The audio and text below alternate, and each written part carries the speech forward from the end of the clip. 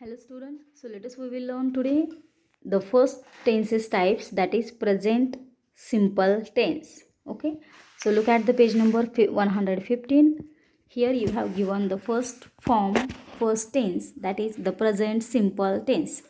So what is meant by present simple tense? The present simple tense is used to express a habitual action or some general truth.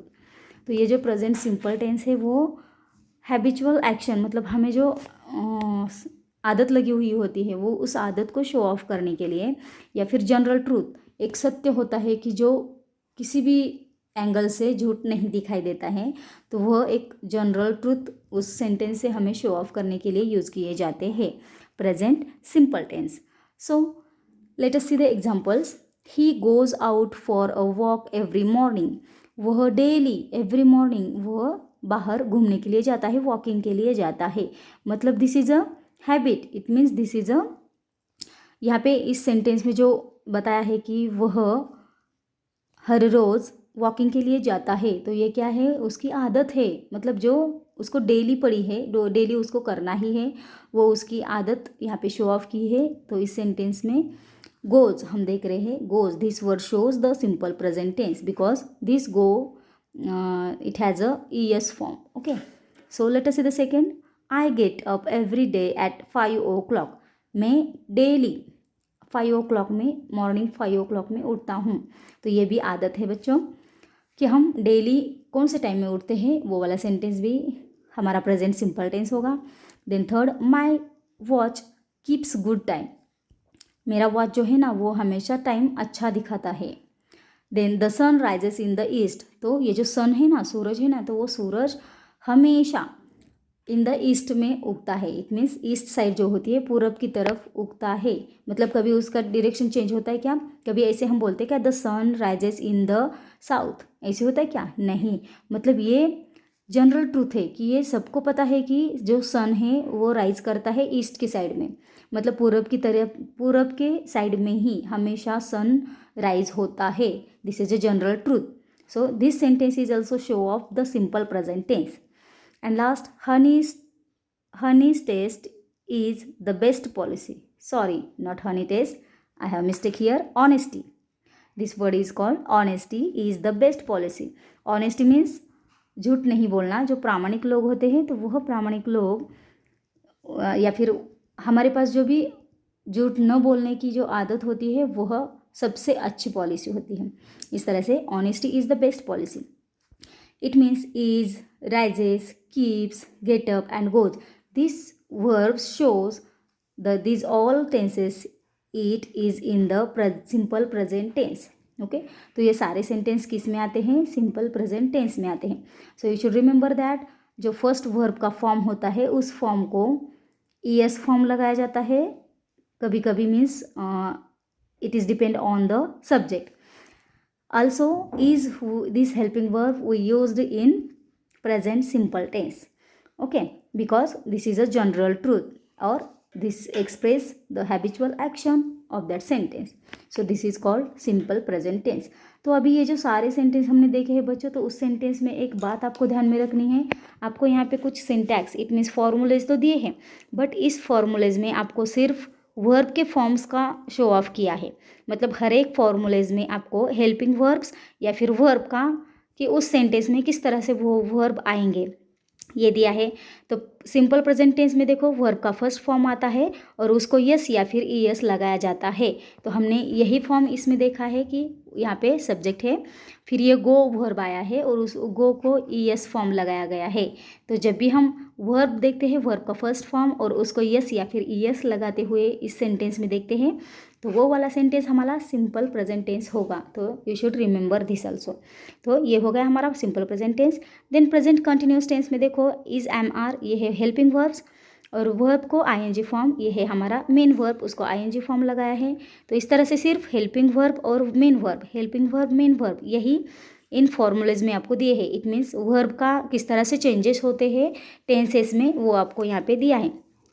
But एक बात आपको ध्यान में रखनी होगी बच्चों की, कोई भी सेंटेंस हो, तो कोई भी सेंटेंस किसी भी टाइप्स का हो, किसी भी सेंटेंस का हो, तो उस सेंटेंस का जो बेस होता है, तो वो सेंटेंस कैसे होता है? सब्जेक्ट होता है पहले, देन वर्ब होता है, देन ऑब्जेक्ट होता है। तो आपके इस सिंटैक्स में ये जो यहाँ पे फॉर्मूलेज दिए हैं, उस फॉर्मूलेज में सिर्फ आपको ये वर्ब की तरफ शो ऑफ किया है।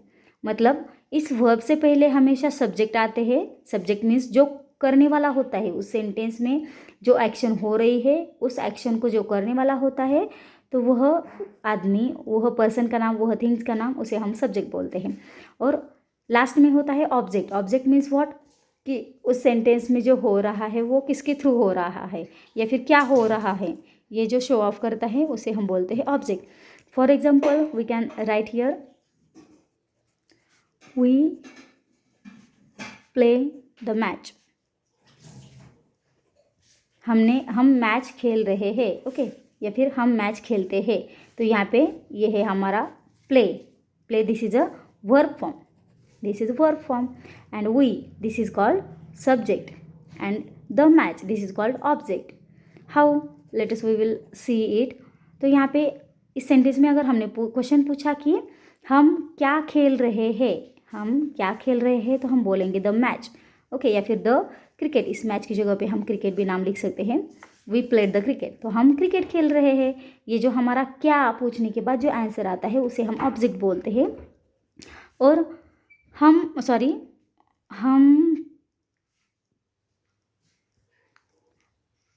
क्रिकेट कौन खेल रहा है, ओके, इस सेंटेंस में क्रिकेट कौन खेल रहा है ऐसे जब पूछा जाएगा तो यहाँ पे इसका आंसर आएगा वी, जो हमारा सब्जेक्ट है कि हम क्रिकेट खेल रहे हैं। क्रिकेट कौन खेल रहा है, हम, ओके, इस तरह से ये है हमारा सब्जेक्ट।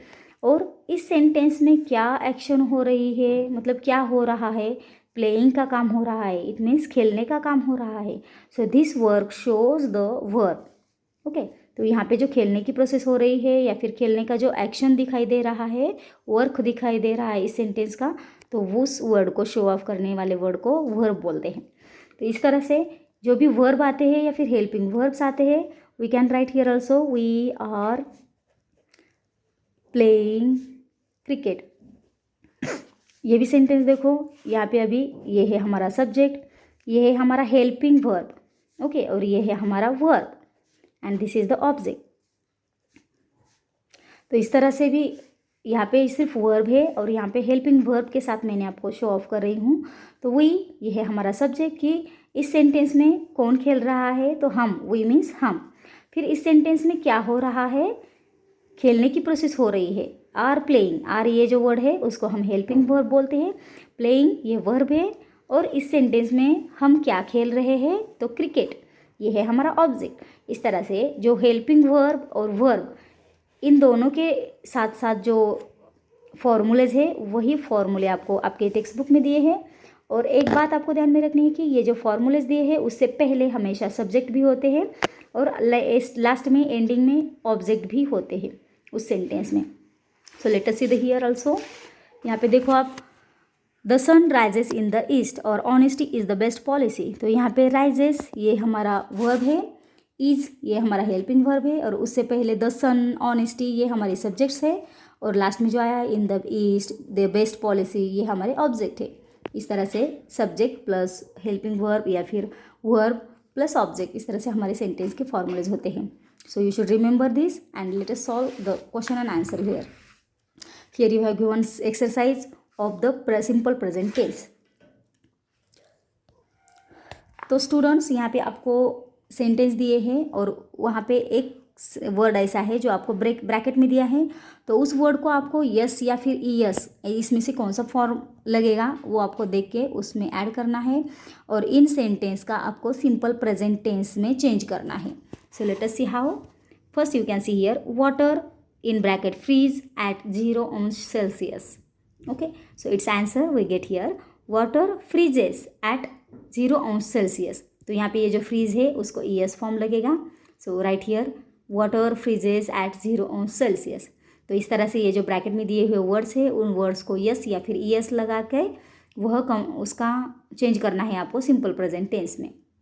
इस तरह से आपको यहाँ पे कुछ टेंस एग्जाम्पल दिए हैं जिसका आपको प्रेजेंट टेंस में चेंज करना है, उसके आंसर लिखने हैं। मैंने इस टेक्स्ट बुक पे ही उसके आंसर शॉर्ट हैंड राइटिंग में लिखे हैं, बट आपको इस तरह से नहीं लिखना है। आपको ये वाला क्वेश्चन आपकी नोटबुक में सेपरेटली 1 बाय 1 सारे क्वेश्चन राइट करके उसके आंसर फिलअप करने हैं. So let us we will read its answer one by one. Okay. Next, a brave man not lose heart. Its answer, a brave man does not lose heart. Then third, a gentleman not laugh at others. A gentleman doesn't laugh at others. The Ganga rise in the Himalayas. Its answer, the Ganga rises in the Himalayas. This parcel contain a gift for you.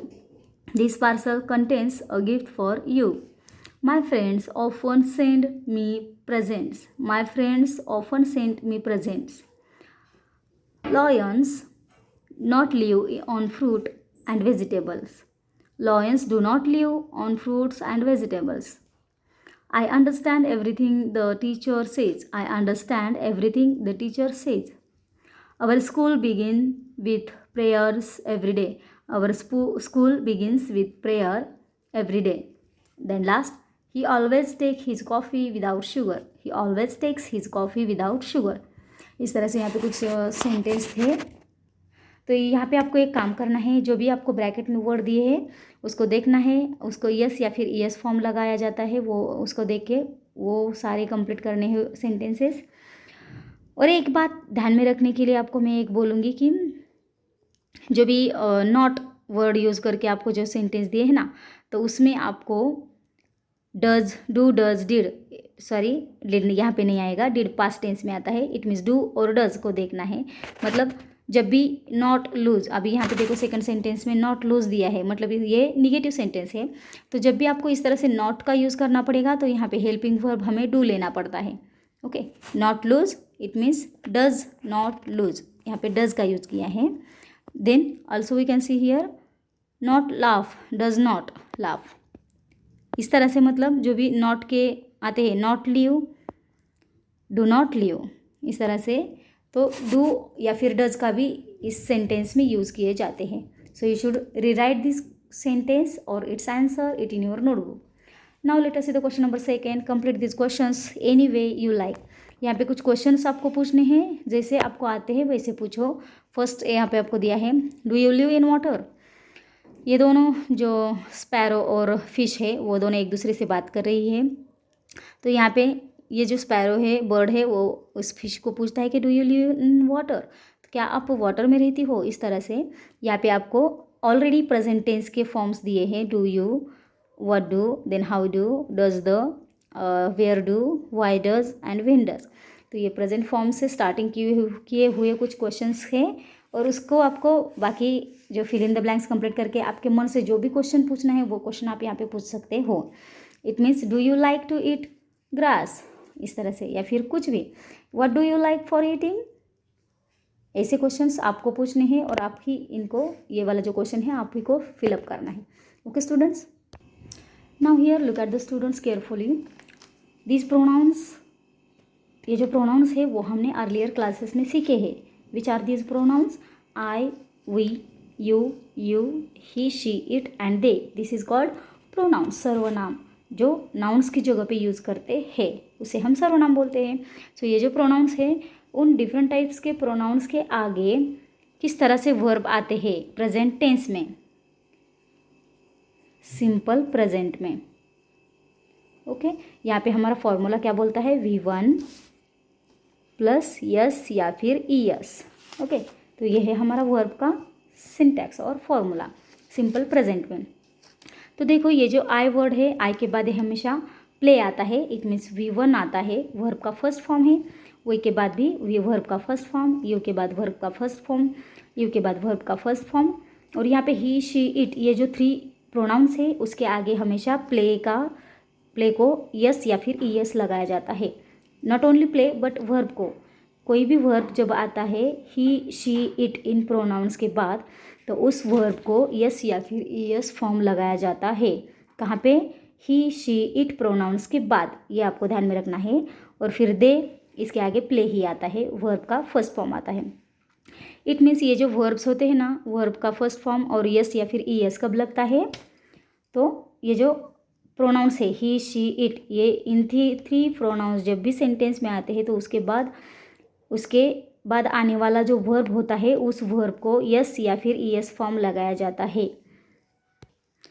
यहाँ पे गो अगर हमने लिया, GOES goes आएगा, तो यहाँ पे play के बाद आई के बाद गो आएगा, यू के बाद गो आएगा, वी के बाद गो, यू के बाद गो, दे के बाद भी गो। ये नेक्स्ट वर्ब हमने लिया, प्ले एक वर्ब है, गो एक वर्ब है, तो प्ले लिया तो भी वैसे ही होता है, और गो लिया तो भी वही प्रोसेस होती है कि आई, यू, वी, दे, इनके बाद वर्ब का फर्स्ट फॉर्म आता है, और ही, शी, इट, इनके बाद आने वाला जो वर्ब होता है उसके आगे यस या फिर ईएस लगाया जाता है।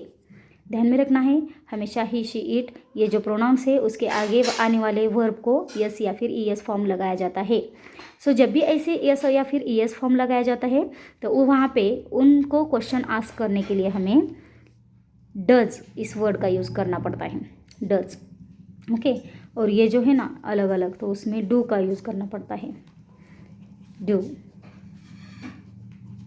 यहाँ पे हम क्वेश्चन आस्क करते हैं डू से, और यहाँ पे ही, शी, इट इस प्रोनाउंस के आगे जब भी वर्ब को यस या फिर ईएस लगाया जाता है तो उस वर्ब को, उस सेंटेंस को क्वेश्चन आस्क करने के लिए डज इस वर्ड का यूज़ किया जाता है। So you should remember like this, and when do we use does and when do we use do, you have to remember this. After verb का first form we use do, and verb का first form plus s या फिर es होगा तो we use does. Okay students, so you have to remember this, and also you have to complete this all question and answer it in your notebook. So hopes you understand. We shall stop here now and we will learn next period also. So thank you.